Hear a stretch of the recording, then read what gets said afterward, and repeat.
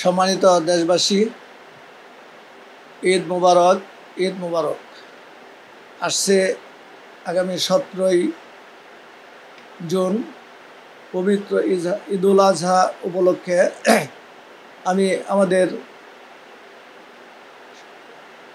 সারা বাংলাদেশের ইনসাফ ফুড প্রোডাক্টসের সকল ডিলার ও সাধারণ গ্রাহকদের ঈদুল আজহার শুভেচ্ছা জ্ঞাপন করছি। সম্মানিত দেশবাসী, আমি মোহাম্মদ শাহজাহান আকন্দ, প্রোপাইটর ইনসাফ ফুড প্রোডাক্টস, মিরপুর, ঢাকা, বাংলাদেশ এর পক্ষ থেকে আমাদের সকল ডিলার ও গ্রাহকদের ঈদুল আজহার শুভেচ্ছা জানাচ্ছি।